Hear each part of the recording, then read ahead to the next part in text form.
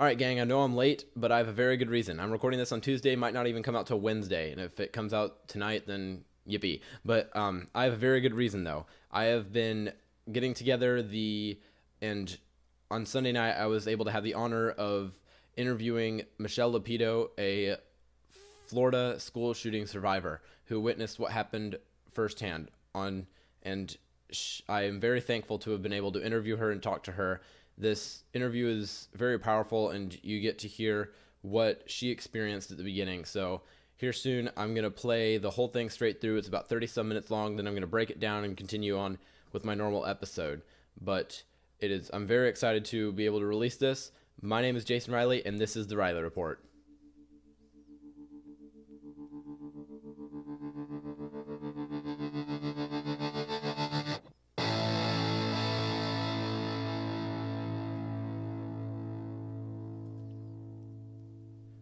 Okay, so I'm going to jump straight in. We're going to get this interview rolling. I'm going to start playing it and listening to it and reading along with it because I had the whole transcript of it. You guys enjoy. This is huge. It's really moving. It was really moving to me and being able to hear her opinions and what she experienced. I hope you guys like this interview. I'm very blessed today to have one of the victims of the Florida school shooting in Parkland, Florida, Michelle Lapidot, here with me, and I'm going to ask her a few questions today. So first, I want to point out that even if people disagree with you, I guess, and with how we get to schools being safe, everyone does care about you and all the other people who are there, and I want to make that. I think that needs to be made clear. I don't unless they're sick or something like that, Yeah. People care. I just want to make that clear first. So, first thing I want to ask you is I know you've gone through a lot this past week, so I want you to answer this one only if you're comfortable. And so I'm sure lots of people would Okay. like to hear your story, like what you saw happen the other week. And so would you mind explaining exactly what you saw happen or heard? All right. So I was on the freshman building in the third floor, and at the beginning of the week, they sent out an email saying that they were going to do a drill, like an active shooter drill. It was going to be the police. They were going to be shooting blanks, and all of this to just act like it's real, right? Yeah. So we're starting our day on the freshman building at that time. That's fine. I go to my second period. There's the fire drill. Whatever. That's fine. It happened. We come back inside. And then my last period, I'm in math in the freshman building. And this girl, we're chilling. It's almost dismissal. We have 15, 20 minutes until dismissal. And then this girl, she goes to the bathroom. And while she's on her way back, we hear something drop to the floor. And I've been shooting, so I don't know if whenever I think it's a gunshot or anything sounds like that, I just automatically go to the floor. So I'm on the floor, and then the teacher, she's looking at me like I'm crazy. I'm like, yo, those were gunshots. There's no way that something fell. So the girl comes back from the bathroom. We pull her in, right? She's like, yo, I think something fell in the freshman building. I don't know. Something fell probably downstairs. And anyway, so me having a parent in the Army, I was just automatically reacting to this as if it were an actual gunshot. And so she goes, all right, guys, something probably just fell. And then we started hearing more. We heard 2 more shots. She's like, all right, guys, all of you line up against this wall away from our window. And then we put up desks, right, because our walls are super thin. So we put up desks against the wall in case they were shooting through the walls. And then after that, the fire alarm went off. So we heard just a ton of people getting out of the rooms. We stayed in our room, though, because we had a feeling that it was the drill that they were saying was going to happen at the beginning of the week. So all the kids went out, and then we just started hearing screaming and gunshots. So kids started running back into their rooms, and then you just hear even more gunshots. And we were still in our room at that time. And the teacher was telling us, she's like, don't worry, it's a drill. They said they were going to do this earlier this week. So calm down, shut off your phones, whatever. So we're sitting there. We were sitting there for a long time, and then we just started hearing like screaming and groaning in the hallways, like people were in pain. Then we heard more gunshots, which I'm assuming was the second floor. Did they all sound? Did the And then, gunshots sound like close by? yeah, definitely. So like they were like right out. It sounded like they were right outside. Oh, yeah. That's terrible. Right.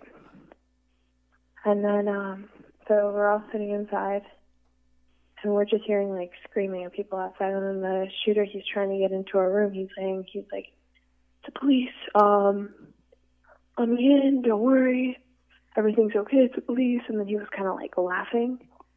And anyway, like my teacher, I'm like, "Listen, if it's the police, they'll have a badge and there's no sirens. Like maybe this is real." So anyway, she's like, "You know what?" I was like, let's check Twitter and see if it's real. So we checked Twitter. And we see that there's an active shooter on our campus. So we all just shut up and hid under desks. And he was trying to get in, and we didn't let him in. And then we heard another shot, and then a scream in the hallway, because once kids are outside their hallways, they're not really allowed to go back in if that's a drill, in case like the shooter is there and holding a gun at them, trying to get back into another classroom. So, yeah, we're sitting there, and all we're hearing is screaming. We didn't hear any more shots afterwards. And then finally we started hearing sirens, so the police came up. And we actually weren't cleared for a while. And then SWAT comes. And, like, I personally, I was fine. Like, I wasn't crying, nothing. A lot of kids were in tears. Girls in my class were going hysterical. And anyway, so SWAT comes in. Like, all right, everybody put your hands on your head. No recordings, put your phones in your pockets, let's go. And we had to leave all our stuff there. So as we're exiting the room, we're going out, and then like, all right, guys, put your hands on your head, don't look right, don't look left, just go straight. So I kind of like looked a little bit to the right, and I saw a foot. So I followed it, and I saw this girl, and she was dead, hanging onto a doorknob. Still, even though she was gone. And anyway, at that point, I started kind of losing it. My friend, he's like, "Michelle, don't look. It's all right. Just, you're gonna start freaking out. Just don't look. Everything's gonna be okay." And then, so I keep going forward. I'm just looking down at my feet to make sure I don't step on anything, right? And you could smell the gunpowder, but anyway, I'm making sure I'm not stepping on anything. And I see a kid with a bullet in his head at my feet, and that's when I lost it. And I started going down the stairs just in a hurry, and I'm passing all these guys with like big ass guns from SWAT, and they're all yelling at us like, "Don't look, don't look." So we're going upstairs, and we see everybody, and then we eventually get down to the first floor, and we're exiting the building, and then there's staff. I know that he was dead on the floor, and then they told us, they're like, "Okay, start running outside to the street corner."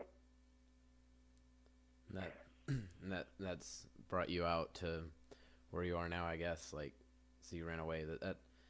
That I struggle to hold myself together when listening to that. That sounds absolutely terrible. Like, I can't even imagine being in that kind of place.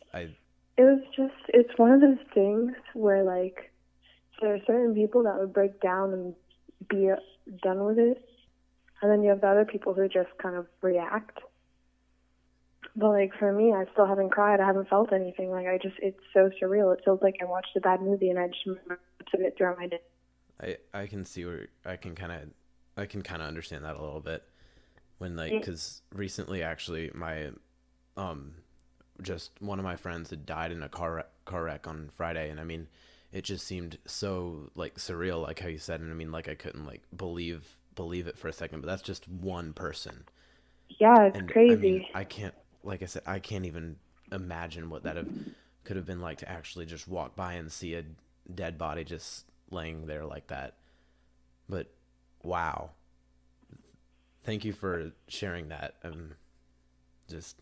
Yeah. I'm in right. shock. So, I'm gonna move on more to about like one more to more about like just move on in general. Okay, so All right. um so on the I have a question about the town hall thing for CNN.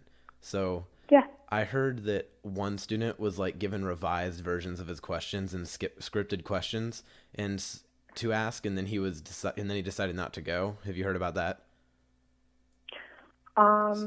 I didn't hear about that, but what But they did he was a was you JROTC. submit. But like I'm not suggesting that this is the case with you, but like I'm curious if you were given any of your questions or like were any of your questions revised by anyone else.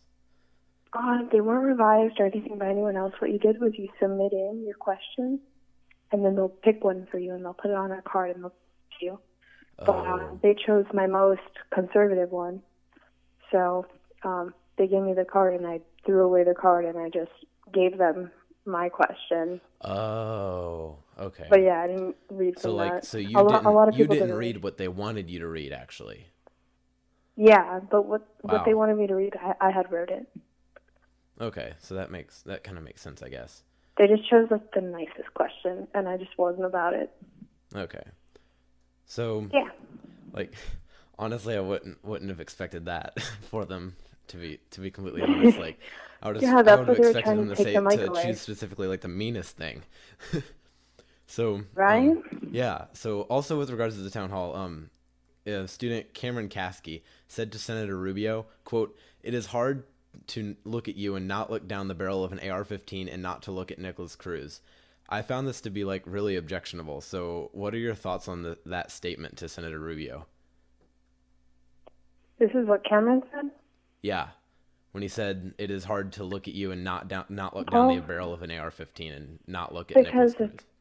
Hmm? the amount of support he shows towards the NRA, it's all coming from the money that they're paying him. Like he got over like $2 million from them for his campaign. So Okay. if you sit there and you look at this man and he's just trying to BS you the whole time, telling you he cares, telling you that he wants to change it Well, and I mean, whatever. like I said at the beginning, I don't think it's exactly right to say that he doesn't care because I mean, he is a human. I'm sure sure he does. It's just a matter of what he cares about more, you know?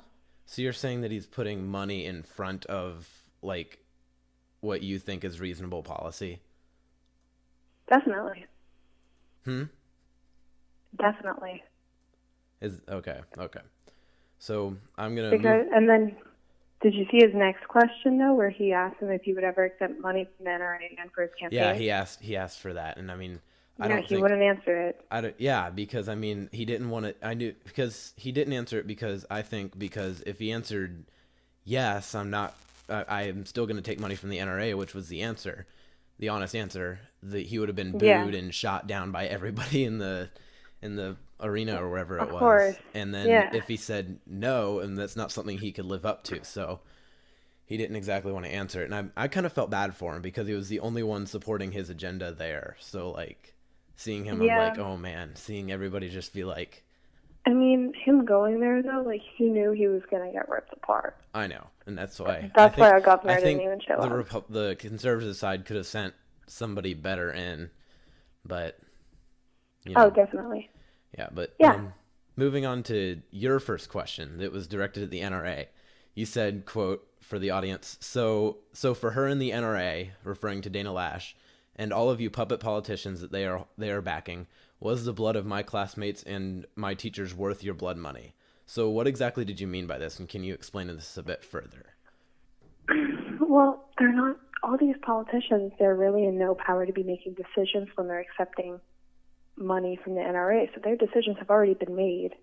So you based on where their money you think these was- politicians are making decisions based off the money from the NRA? You think that Well, they're making of course, because they come based from where their donations are coming from. so like you're saying that they don't actually want to support the agenda they do, but they are because they're receiving money from the NRA. Well, yeah, it's a matter of who's buying out their agenda. Okay. So, but I mean, Yeah. this one time recently, so for my politics club at school, the Indiana's State Representative Trey Hollingsworth came, and he's a Republican, and somebody asked about the $2,000 that the NRA gave him, and then so I'm like, dude, you got to look at the whole picture. He spent $3.6 million on his campaign. $2,000 is virtually nothing. Of So course. I mean, I've looked it up. A lot of the times the NRA has spent money on somebody's campaign, it's been a minuscule percentage, and I don't think that's exactly enough to get them to push a certain agenda. If you check Rubio's, though, he got over $1 million from them. Do you know how much he spent on his whole campaign, though? I don't know, but I think the money was obviously enough to judge his decision. I'll move on to my next question. So, again, having to do with the NRA, what specific actions do you think the NRA has taken to contribute to the tragedy then? Because it seems that you're kind of putting the blame on them. They're trying to put it that the kid had mental health issues, but I had met him before. He does not have autism because it would have been on their school records when they do psych evals before you're even allowed to get into the system. I mean, it's not that they're not saying he has autism, but he he clearly had anger issues, I think is the argument trying to be made. But they're trying to push him more away from mental health. In fact, it was them who allowed him. Okay. So then, do you think there is an association between the NRA and gun violence? Well, yeah. It's just like the NRA is the one, like, they're in charge of allowing these people to get their hands on. How so? Well, the weapons shouldn't be available for purchase either way. Any weapon? Like, no one should. No, just like assault rifles.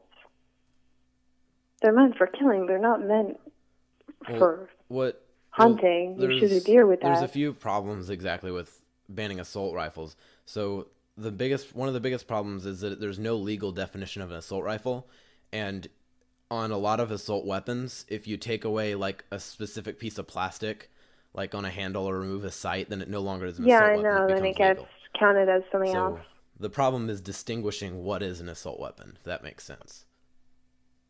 Yeah, it's just, like, if you notice, most of the mass shootings that come from AR-15s or other semi-automatic weapons.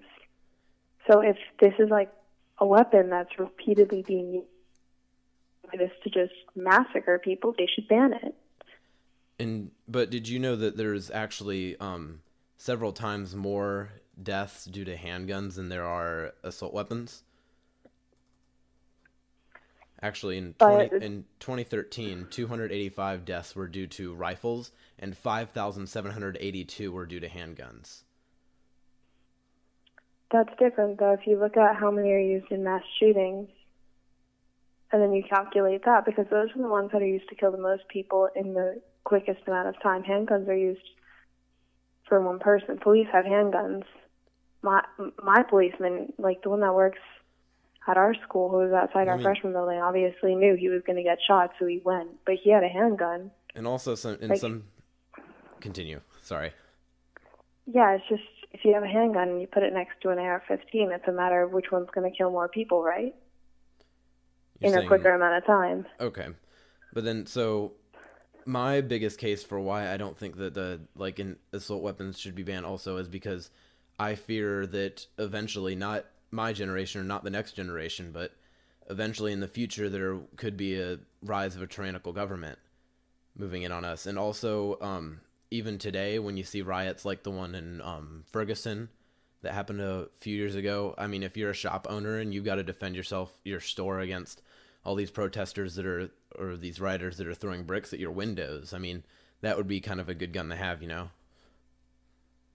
I mean, I think for that you should just have security or have handguns, but you shouldn't be able to kill so many people in such a short amount of time. Like, I'm still trying to stomach the fact that one kid was able to kill 17 in a matter of, 15 minutes? Yeah, and actually much less than that. And I don't think he should have been able to have a gun at all, especially with all the issues he had, like the fact that he had the police called on him 39 times, so the police showed up to his house, and he had so many issues with him. He should have that should have been put on a database, in my opinion, that It's just like, it just shows how easy it is for anyone to get a gun, but that one shouldn't Exactly. be I definitely would think available that. for purchase, because at the end of the day, anyone can snap. Like, an angry person without an I wouldn't. AR-15 is an angry person. An angry person with an AR-15 could be an angry killer or an angry I wouldn't say any person monster. can snap because I believe that in every single mass shooting, there have been warning signs or red flags about the shooter. Like even the Vegas shooter bought like 30 guns in 1 year, and that should be something that should be looked at. So moving on now. The so obviously you seem to place some blame on the NRA for this problem. So then I'm gonna ask you: would you place blame on anyone else exactly, such as the sheriff in your town, the school's guard that actually waited 4 minutes before going in, or the FBI or police, or anybody The else? sheriff, I'm like absolutely, I'm furious with the security that was like in charge of us, because at the end of the day, and he signs his life to protect us. Not our teachers don't do that.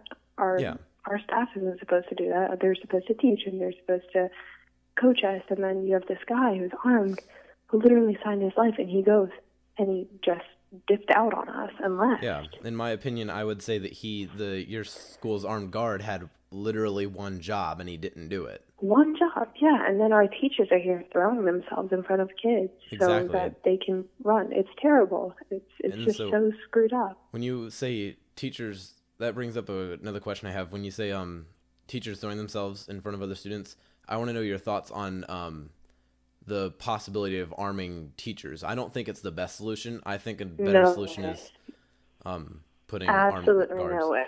Well, obviously not every teacher, or teachers that aren't trained with it or have some kind of background in like police or something. But I mean, there teachers in your school that you would say you would trust with a weapon? Never, never. It's not even that I don't trust the teachers, it's that I don't trust the kids. Oh, so you think it's too big of a risk of a kid getting a gun from a teacher? Yeah, exactly. The kids Okay, could just get the that's gun. understandable.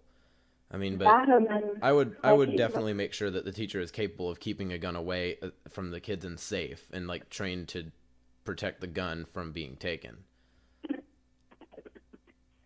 teachers enough to be teachers to teach, not to make themselves liable for so many kids' lives. Yeah. And the thing is, it's like, if let's say that did happen, get imagine the teach the kids. Yeah.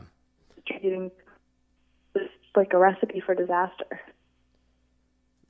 But like I said, I don't think that's obviously the best solution for Yeah, arming no teachers, way. but I do think it is a solution, possible. I think it's I not. don't know. I think fighting guns with more guns is just going to result in more.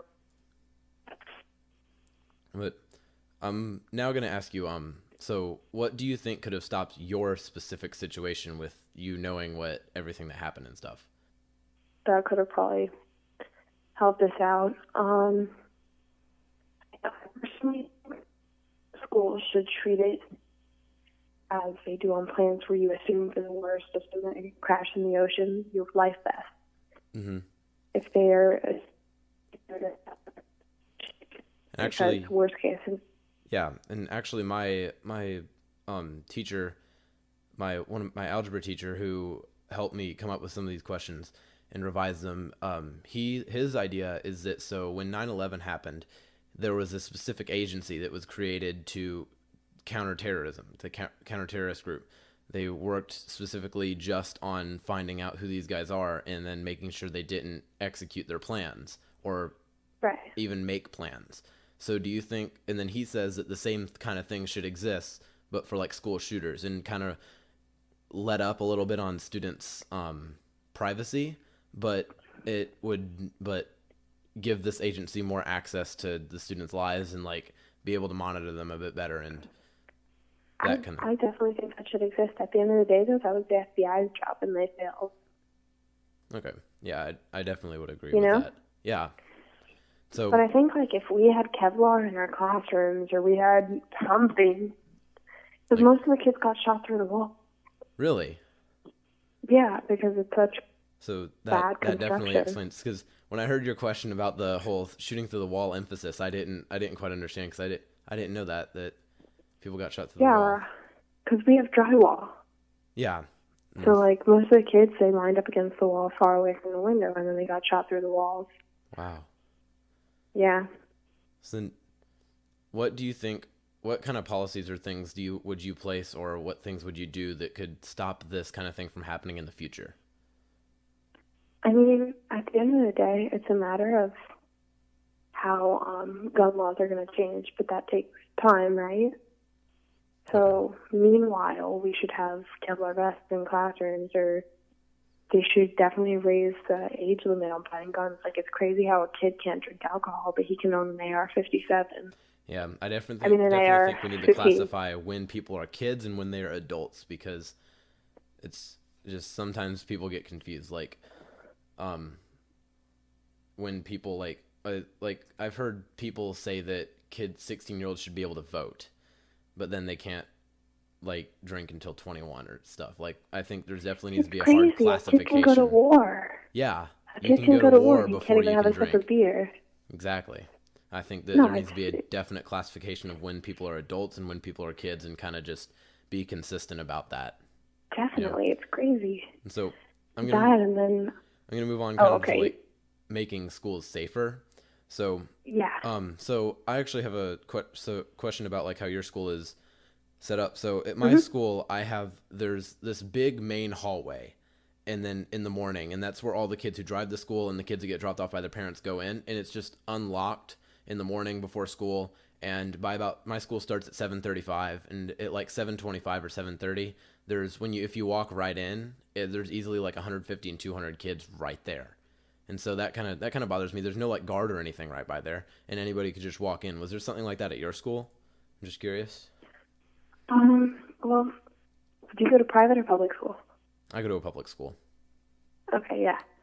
So, well, we have a gate, but obviously it opens at the senior parking lot, and then there's another entrance by these red gates, and then I think there's another entrance in the back. But it's so easy to get in. Like, I've had a friend over for lunch one time because he was sick, and well, he wasn't sick. He just didn't want to come. But anyway, I literally go open the gate, and he got in. No security, nothing happened. I have friends, they order Uber Eats, and they get it so quickly. Like, it's insane how someone can just get in and drop it off. But it's not even that. It's the fact that like one of the kids could have the guns so easily. Also, now I've brought up another question. How did he get in? Because it was during the school day. Was there just an unlocked door? I think our gate was open, and security wasn't there because they were busy trying to get people in trouble for smoking, because a list had come out that day of like 70 plus kids who were like smoking or vaping or whatever. So security was busy searching all these kids, and I guess one person wasn't at their gate. Okay. And so yeah, when you mentioned that you'll never feel safe in a public school again, like what specifically do you think in your mind would make you feel safer and actually make you safer in a school? You know, what specifically are you looking for to do? If we had metal detectors in our school, that would make me feel so much safer. With the idea with metal detectors, I wouldn't be opposed to it. So like, but I wouldn't be opposed to metal detectors exactly. But like, the whole with the airplane thing on airplanes, the TSA is something called theater security. In fact, the TSA has failed about 90% of their tests. They're just there to kind of like make it look like it's super secure and keep people from trying to do stuff in the first place. So I think metal detectors would kind of have that effect on people. You know what I'm saying? Yeah. So it would make people like think twice about before they did this. Definitely. And so anything else? Definitely. And I know you mentioned the vests in class to prepare for the worst. I just think that like they need to start taking better care of us, because they protect all the important people with security, with guns. Like, their security isn't going to leave them in a matter of 2 seconds. They're not protected by drywall. They're protected by bulletproof cars. And then they protect us, their kids, like their future generation. with drywall, open gates, and security that's going to leave us. Yeah. It's crazy. Like, we're their future, and they're just leaving us open like sitting ducks. Mm-hmm.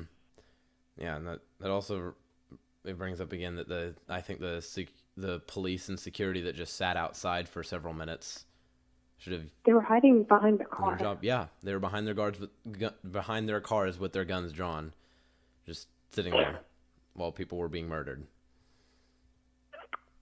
Yeah. And I think that was a bad move, and Then did you hear about this one girl? carry some of the weight for that. Definitely, and I don't know if you heard, but there was one girl, and she saw him like setting up the gun or something, right? She was what? The fact that she saw him setting up the gun. Oh, loading up the gun before he went in? Yeah, and the crazy thing is that, like, he was doing this out in the open, right? Yeah. It probably took him like 5 minutes. Nobody saw it. The security didn't see it. Nobody looked at him. Like, it's crazy. Mm-hmm. And so also the sheriff at the town hall, like, basically, in my opinion, like, kind of blamed everybody and refused to take any of it. Do you think he takes any of the blame? Well, at the end of the day, it wasn't his fault. It was his employee's fault. Yeah, but he's kind of like in charge of the employees and like kind of supposed to direct them and know what's going on, you know? It's just he's not on our campus every day. He can't be directing them all the time. Like, they train them, and then it's like training. It's like training a secretary. By the end of the week, they know what they're supposed to be doing every day. Okay. And policemen, they sign an oath saying that they're going to put themselves at risk for us. So I think it was just the actual security's fault, because they're so sheltered in our school because nothing ever happens, that when this happened, they got scared and they left. Yeah. So you think that's like so unexpected they just didn't know what to do? Yeah, I just don't think that they got prepared enough if they were that quick to leave us. It sounds accurate. Like, I understand that they're people and they have families, but that's what they signed up to do. Yeah. I mean, like, if heaven forbid anything like that happens over here in Indiana, but like, I think if something like that happened to me over here, I would pray that I had the balls to go up and do something about it to the shooter, even if I was completely unarmed. I mean, but again, that just the fact crazy. that I'm a normal citizen, and Yeah. like I think I would be willing to do more than what that armed guard did, and I didn't sign up to do that. No, of course. It's not the way it should be. Mm-hmm. So yeah. This March thing that's going on, the March for Our Lives things, are you gonna be like a part of that and involve yourself in that? The one in Washington, D.C.? Just the march in general. I'm definitely gonna go. I'm not sure if I'm speaking or not, depending on what's going on. I really don't know, because we haven't been in school yet, so we're not gonna go back until Wednesday for like 3 hours. But we're gonna be organizing probably a walkout on Wednesday. Yeah. And then we're talking about marches, but there's just so much going on at our school right now. It's I bet. crazy. But yeah, I think I'm gonna go. Yeah. So what exactly is this trying to do or change? Well, what we're trying to do is we're trying to make noise, because if we keep making noise, eventually they're gonna have to change it. Yeah. Right? If we're not going to school, like, eventually they'll need to do something to get us back there. Mm-hmm. So it's just a matter of persistence. So you think it's just trying to like, because what we need is to get their attention. Make sure, like, make them make the politicians know that that the march means business, and kids are being serious about this, and like. Yeah, like, basically we need to just like shove the idea down their throats for them to finally realize that things need to change, and we're not gonna rest until it ends, because I think I mean, what they're thinking is that a month later we're just going to go back and resume to normal, but that's not what we're going to do. We're going to fight until it changes. I agree, because this is definitely something that has that has awfully became a problem, and really not much has been done, and Nothing has been done. My friend, she was in Sandy safer. Hook. Yeah, my friend was in Sandy Hook, and then she moves here just because of that. Oh wow. And she got shot. She got shot at again. It's terrible. That's awful. Yeah, she's gonna need some serious therapy, but like, it's just not good. Mhm. And so, lastly, do you have like any other thoughts or things you want to say? Just things are definitely gonna change. Now, like that they hit Parkland. Parkland's persistent and strong, so things are gonna change. Yeah, I definitely think that things need to actually be done. Like I said, in 9/11, when it happened, it was instant. Things happened, and then it created measures were taken so that a terrorist attack that drastic would never happen again in America. Yeah, So the but if same you kind of notice, thing needs it to was all happen. adults. The same kind of thing It needs was to all, happen with this. yeah. And The only thing it'll is, be if you harder notice, it was all because the adults that were killed. yeah, I don't. And now that it's kids, they've been taking forever. Like, they're taking their time, and it's not going to happen anymore. So, Yeah. So, that's kind of the rest of my questions here. I'm really am blessed to be able to interview you, and I definitely thank you for talking to me and being willing to be interviewed. yeah, no problem. It was a pleasure. Thanks. I guess I want to say thanks for having me, but like, yeah. I'm really sorry that you've have to deal with all this, and it's everything you're going through. I again can't imagine how awful it must be. It's okay. It's just like, it's something you're not going to forget, but things are going to be different now because of it. Yeah, I bet.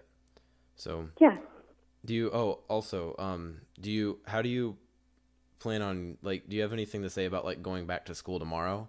Because I know it's your first day back. It's my first day back Wednesday, actually, because we're not Oh. going Monday, and we're not going. They were originally going to do it Tuesday, and then Oh, they wow. pushed it back. But I actually went back today to get my things, and the whole freshman building is closed off, like a giant fence around it. Wow. Everyone's pretty sad. Yeah, I bet. I don't know. Yeah, and security is super tight now, but I have a feeling that they're going to calm down again in like a month. So what do you think? How do you think it's going to be when you go back? Or how are you going to be able to handle going back, I guess? What are you going to do to try to handle going back? Well, honestly, since it hasn't hit me yet, I have a feeling like it's going to hit me at school and I'm just going to break down. But afterwards, like, you just kind of slowly have to get into it, I guess. Get back into it. I mean, yeah, I'm not going to be there for like the next 2 weeks though, because I'm competing and things. Mm-hmm. So like next week I'm going for a day. The week after I'm going for 3. And then the week after that I'll be there for the full week. So I guess it's going to like slowly get back into my life. All right, so that concluded the interview. That was the last thing she said before we kind of just closed off and went away. So now I'm kind of going to run through it and break it down. So first, I was just like really nervous about it overall. But then when I got hit with the story at the beginning, I was really offset for the rest of the interview, and I think it could have been much better if I ended with that, because I was in shock for the rest of the day, and it put me in shock for all of Monday. It was pretty awful to hear that.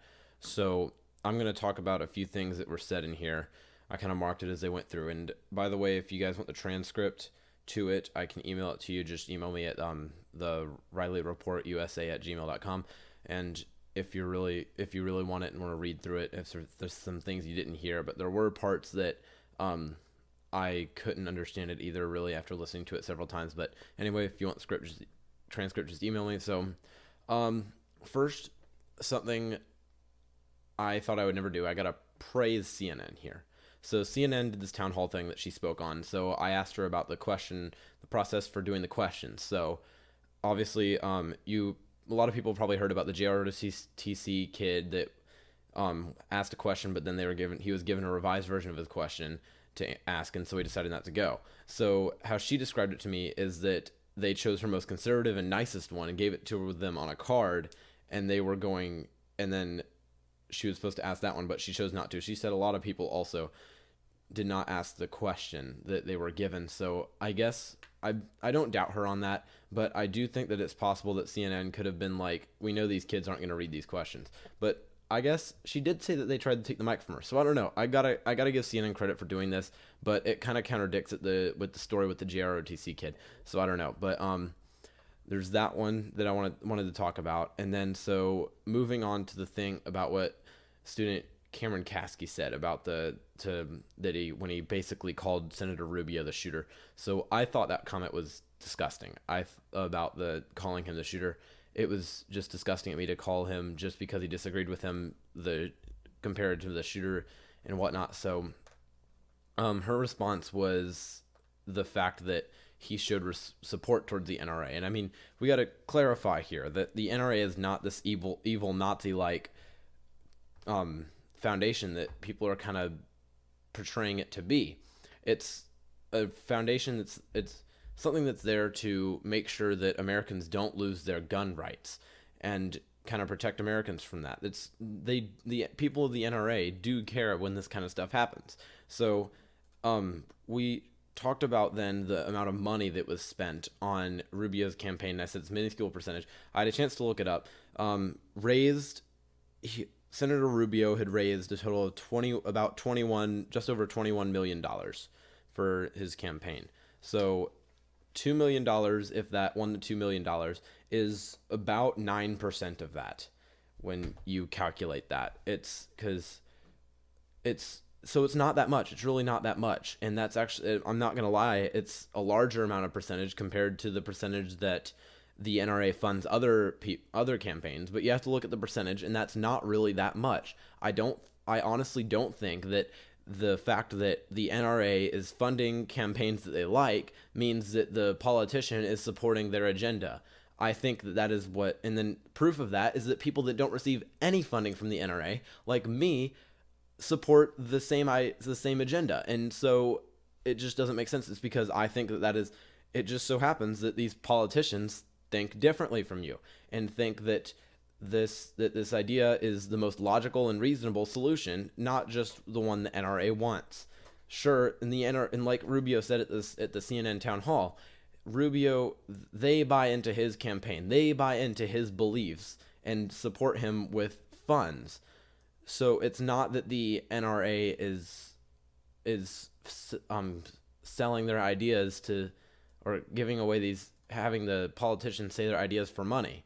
It's that they fund campaigns that they like, so that, because the whole purpose of the NRA is to protect Americans' gun rights, and they do that by funding the campaigns of politicians that support keeping America's gun rights. So they're kind of so it's like, think of it like a bucket that all of America's members are putting into. So you pay to be a member, and then that money is put towards this donation of the campaign. So it's basically people getting together to put money in a bucket to give a large amount of money to these politicians to support what they believe.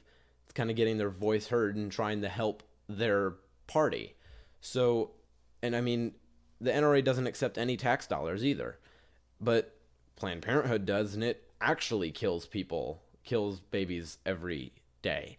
So the next thing is I quoted her quote from the town hall that she asked a question about the blood money thing that was in the interview. So when she said the politicians are in no power to be making decisions when they're accepting money from the NRA, I don't think that's the case. I think that you can make decisions because the NRA isn't funding your decision.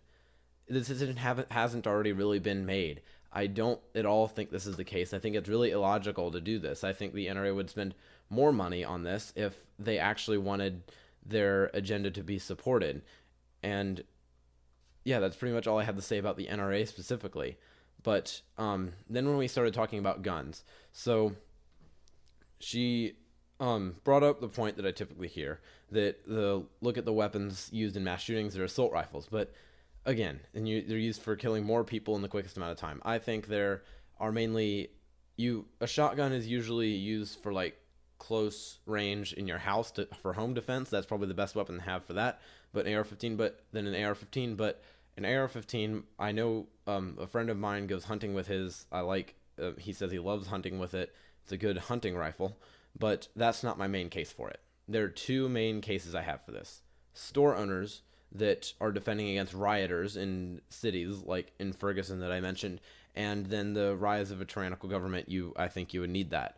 I think it would be a really good weapon to have. So that's just that. And then she does go after the case in the with the with having security for your shop, but I don't think it's enough when you have tens of people that are trying to raid your store. You're going to need to hit with your rifle a lot of people in a quick amount of time before they raid you, and I think that is rightfully done. So, but anyway, going back to the number of deaths with handguns, I think is a lot bigger, is obviously a lot bigger than the rifle death. So I think that if the most reasonable conclusion that you can make is to ban all weapons due to that statistic. So, and I mean, somebody from Chicago even told me straight up that I think all weapons should be banned. And I can kind of understand that more than I can understand somebody saying just to ban assault weapons.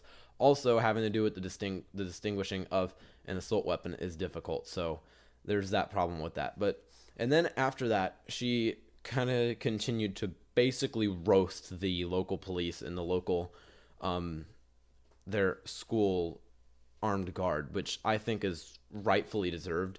When I heard the school's armed guard apparently went outside and hid behind a car for 4 minutes before going in. He was armed. He was the only person in the school armed besides the bad guy, the shooter, and he decided to hide outside along with 3 other police officers when they showed up, and they waited for the rest of the police to show up. There were 3 armed police officers that didn't do their job. Like I said, they only had one job, and then she agreed with me with that. He literally had one job and he didn't do it. Seriously, one job. And then she also made up another good point that I get it. You have families. You are a human, but you did sign up to do this. This was what you signed up for. This is your job. It's what you agreed to do, and you're not doing it. I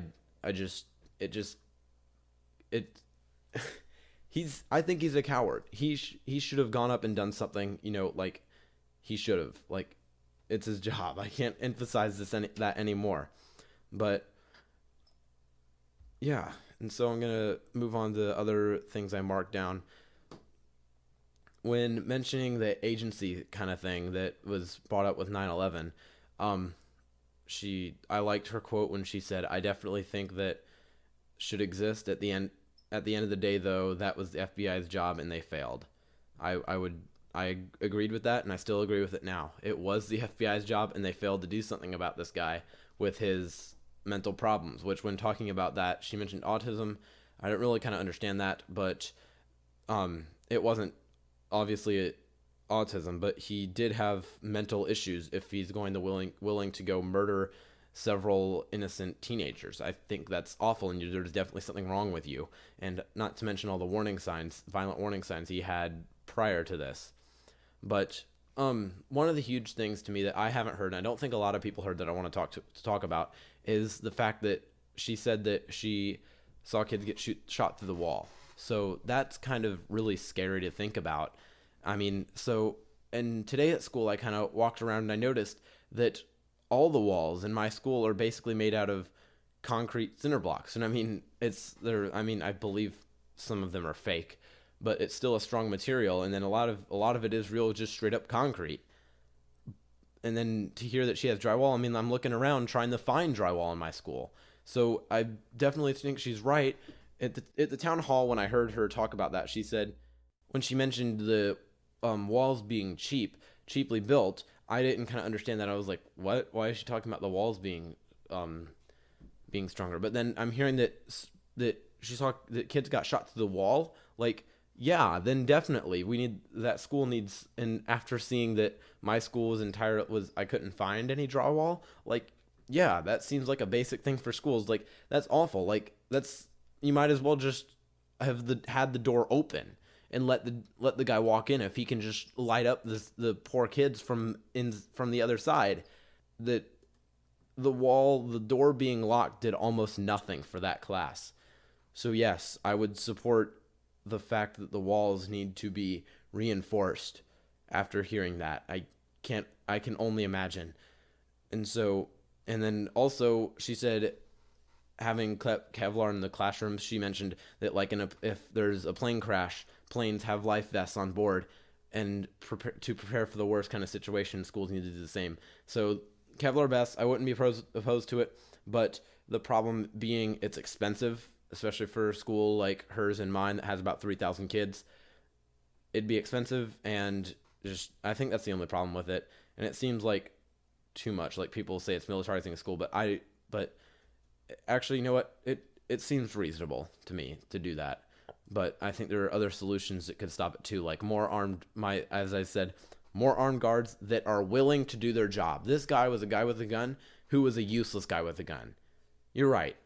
He was a good guy with a gun, but he was a useless guy with a gun. He didn't use his right. At the church shooting in Texas, there was an innocent civilian that didn't even sign up for their job to be to protect people, and they still did more than this coward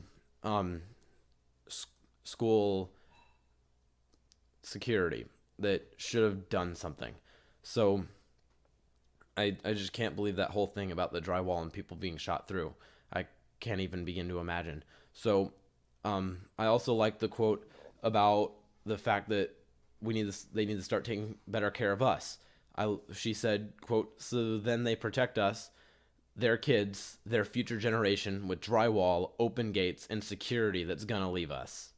I thought that was a really good thing to say, because that is definitely true. We are, as teenagers and younger kids in school right now, we are the future. We will make up the future, and we're the next generation, and we're protecting them. The adults right now are protecting this generation with, like she said, drywall, open gates, referring to the gate that was open to let this guy in, and security that's going to walk out on us when we need us the most. So that's another really good point that I think she made. And I also like when I mentioned the sheriff also. So she said, well, at the end of the day, it really wasn't his fault. It was his employees' fault. So I guess I'm not going to lie. That is a really good point. But if your school is going on a field trip and a few of the kids like misbehave, the kids aren't going to get blamed. They're going to be like, oh, you guys can come back. It's the kids' fault. Don't worry. They're not going to let the school come back if these two kids really screwed things up for the field trip.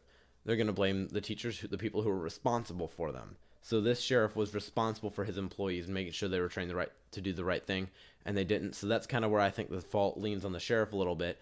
But she does make a good case for kind of lifting up off the sheriff a little bit. But it was his employees' fault that didn't do their freaking job. So again, moving on, another really powerful thing I thought she said was, quote, and policemen signed an oath saying they're going to put themselves at risk for us. So I think it's just the actual security's fault, because they're so sheltered in our school because nothing ever happens. And when this happens, they got scared and they left. So yeah, these guys weren't trained to handle the situation well enough, obviously, if they didn't feel at all confident and they just left and dipped out on them like she said. And they were used to just nothing ever happened. So these guards and police need to be trained and ready to do something and act when something actually happens, because they got so used to nothing happening that when something did happen, they couldn't handle it. So, and then again, I'm scrolling down through the transcript at points I made, like when she said the really good point of understanding that they have families and they are humans, but that's what they signed up to do. And so also I have strong prayers and thoughts for her friend that she mentioned that had been through Sandy Hook and then moved away from that only to get and end up in this awful situation again. I think that is very, very unfortunate, and nobody deserves to have that happen to them even once. I can't imagine just having to deal with that twice. So, and then when I mentioned 9/11 again, she said, yeah, but if you notice, it was all adults. So I don't think that the agency was put in place and the measures were taken to extremes with 9/11 because they were adults compared to kids being attacked now. I think it's because that, 2,000 people, almost 3,000, I think, people died at 9/11, and you're talking about school shootings where almost 20 people die. So it's just the fact this has become a reoccurring thing, that it's just the fact that so many less people have died. 9/11 was really important and big with the number of deaths. I don't think that it was just because of adults. And so that kind of puts me at the end of the interview here. So that's my thoughts on the whole interview. I thought it was a really good interview, but I was really moved by and affected by what she said at the very beginning about what exactly happened. Just the thoughts of, I can't even imagine, but I couldn't thank her enough for having talked on this show. It was really, I'm truly grateful for having her. So, and like I said, I was, you could probably tell that I was shaken after the interview, after hearing what happened. It had me in shock for a while again, but I don't really understand also when talking I'm moving on from past the interview to talk in general now. So after hearing facts, it wasn't the NRA's fault about this situation. Like I mentioned earlier, I think it was the security guard's fault, the police's fault, the FBI's fault for not really doing their jobs. And so I don't at all think the NRA is to blame. I saw at the town hall, everybody was booing Dana Lash and calling her a murderer and this thinking that she's this awful person, yelling "burn her" at her from the audience, when she didn't do anything. She cares about these people, and I think it's disgusting to call her or even compare her to the murderer, because she does care and she's doing what she thinks would help. And also, I forgot to mention, the deal with assault weapons and banning any kind of guns is, yes, you're right. Banning weapons would get these weapons out of the hands of bad people, just like it worked with drugs. Heroin used to be this widely available painkiller. People used to use it all the time, and then they found out that it was apparently really bad for you, so they took it away. And now there's still a problem here in my county in Indiana. It is a problem. Heroin problems still exist. So there is just kind of proof for you that making something illegal doesn't exactly get it out of the hands of people. But also, people who didn't abuse the drug used it, and people who abused it used it when it was legal. But now, after it was taken away, only abusers of the drug are using it. So what would happen if we took away guns? People who were law-abiding citizens would give up their guns, not buy an illegal gun, and people who abused the weapon and had malintent with it would not give up their gun, and they would find a way to get a gun just like it off the black market. So I don't think it would really solve the problem due to that. So, like I mentioned, I heard that 4 deputies were outside with their guns drawn behind a car and didn't go inside. Are you kidding me? Like I mentioned in the Texas church shooting, an armed citizen took down the bad guy. That citizen did more than these cops did. So, like I said just a little bit ago, these were people who were just yelling at Dana Lash about how it was her fault and how it was the NRA's fault. And then you hear that this happened, and it's just pretty crazy. So Scott Israel, he is the sheriff for the Broward County, I believe is what it is, of Parkland, Florida. So he, on the town hall, I didn't at all like how he blamed pretty much everybody but himself. And like the point Michelle made with me, that it was more of his employee's fault, but I do think that that it was still partially his fault, mainly obviously on the fault of the employees, but just like how on the field trip, everybody's going to blame the kids who were acting up, not the group as a whole or the teacher or anything. But the teacher still has to take some responsibility for um, having having those kids be hers, I guess. So Scott Israel should have stepped up and he should have said, look, my employees did the wrong thing. The FBI did the wrong thing and didn't do procedures that they should have done to stop this guy from getting a gun. And my employees didn't do the right thing at the school when they didn't go in. And I will take some responsibility for that. And I will have trouble sleeping tonight knowing that. That would have been, in my eyes, a perfect response. If I would have felt for him that he would have had problems, that it's his fault, but I think it's much better than straight up denying that you had any blame on you. He should have handled that much differently, and he did know about his employees before. I forget the proof, but there was something that said that it was brought to his attention before the CNN town hall. So some people say defenses that they use the defenses that the handgun he had a slower muzzle velocity, so meaning that it's not gonna shoot quick enough. But bullets fire insanely fast. In case you haven't noticed, you can't see the bullet go through the air because it's so dang fast. It looks like it instantly hits a target that's like 100 meters away. Like, it seems instant. So if they're 50 meters apart, the 0.0001 seconds it takes for that bullet difference between the AR-15 and his gun is not going to make that much of a difference. So this is, again, I've seen this joke and this meme all around the internet that likes asking like a picture of the sheriff Scott Israel and saying, you really want me to hand my gun over to these clowns? Like, but honestly, yeah, I don't want to give my guns to those people. Obviously, this is proof that we can't put our trust in the government and know that the police forces can't always be there to protect us. This is perfect evidence that is true, that sometimes life or death will become into our own hands. And I think a gun would, in, say, a trusted teacher's hands, responsible teacher, safely in their hands, what could have stopped this situation. And also, like I said before, police and the guard doing their job could have stopped this situation. And it's also like the little things, like that gate that she said was open. It's the little things that let the guy in, or like the unlocked door that somebody forgot to lock, or the unlocked door that somebody didn't lock because they didn't think it would be a problem. That it's those things that cause this to happen. And so you try to argue, some people try to say that a good guy with a gun did not stop a bad guy with a gun in this case. But like I said, no, you got to fix that up. The useless guy with the gun did not stop the bad guy.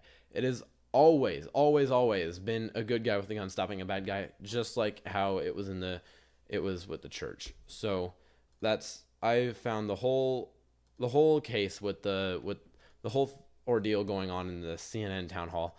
I didn't like it. I especially didn't like Cameron Kasky's comments. I did reach out to try to interview him. He never replied, but it would have been nice to, hear his evidence on why he thought Marco Rubio was the shooter. I don't know if he had some eye problems or something, but I thought that comment was disgusting. But that's kind of my opinion on everything that's gone on so far with that. And so with that interview, that's made an extra long episode today. I'm, again, very grateful to have been able to interview her, and I couldn't thank her enough. But that concludes this episode. I've already mentioned my email. You can send me anything, questions, comments, but have a good week, and I will be back here on Monday. My name is Jason Riley, and this is The Riley Report.